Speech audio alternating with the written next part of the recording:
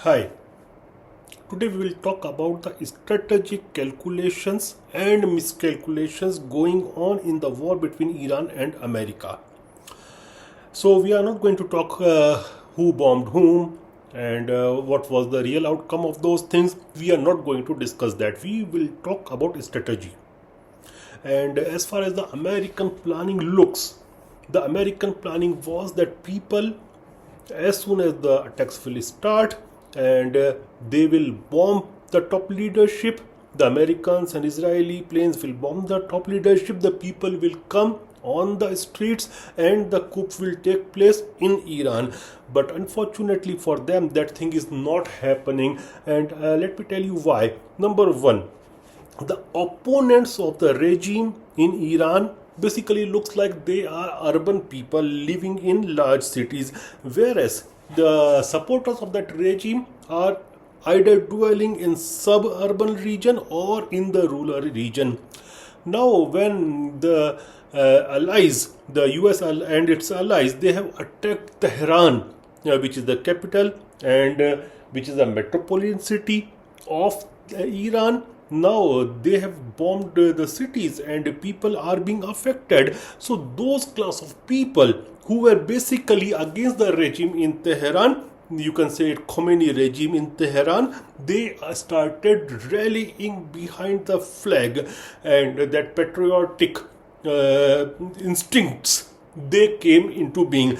And already the support for that regime in the urban sector or suburban sector was already intact. So right now it looks like that more people support the regime in Iran than those opposing it.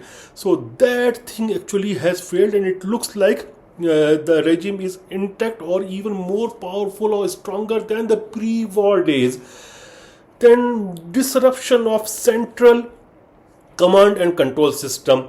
Now, with the supreme leader gone, the central command system is no longer working.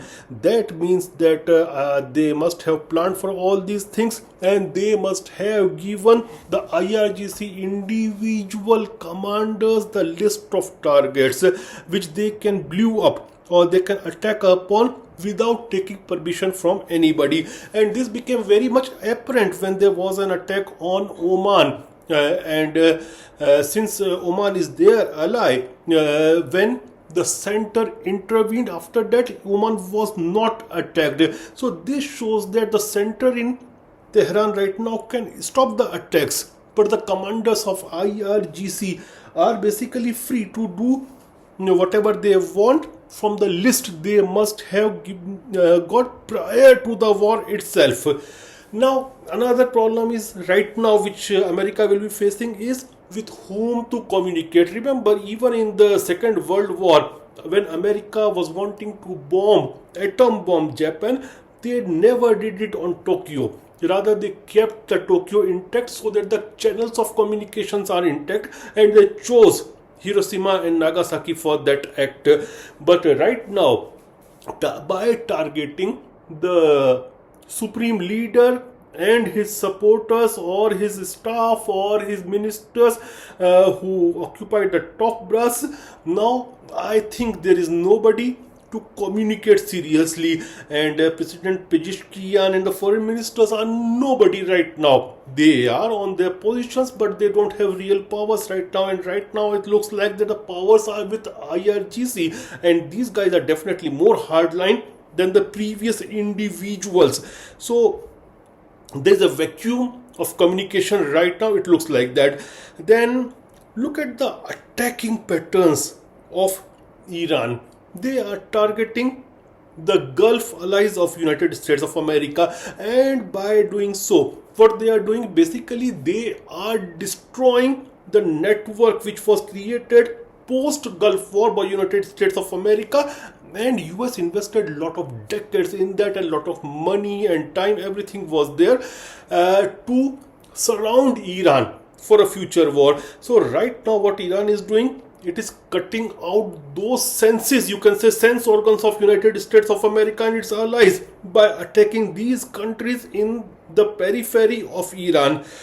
Then if you talk about boots on ground, right, in past few hours, there are talks about sending American boots on ground, and let me tell you very clearly, this is like serving uh, delicacy to Iranian regime on the platter, because then they will be fighting on their own ground as per their wish. And don't forget that Iran is a country full of mountains, so then the guerrilla type of warfare can be fought. So that will be actually a good thing for Iran, not for Americans, if they send that those boots on ground. And that will also have repercussions in America, political repercussions inside America. And remember one thing, I have never witnessed that by doing aerial bombing, any regime can be taken out.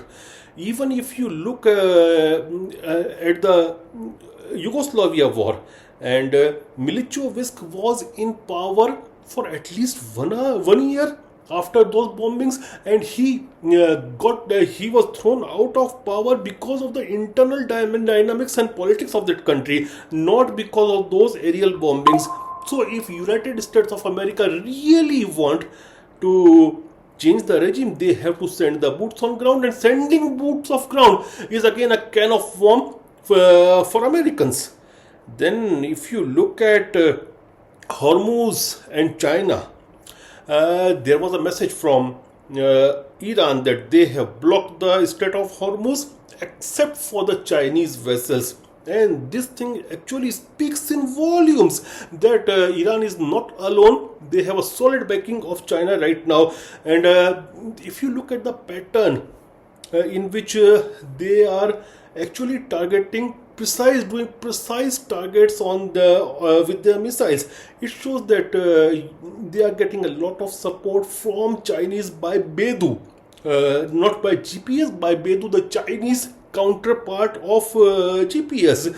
And even if you look at the American outlets like New York Times, which are very much affiliated with the foreign policy of United States of America, they are right now showing their losses. And why they are showing? Because if they won't show, the Chinese military satellites will show. So to save themselves or to save their credibility, they are doing this time.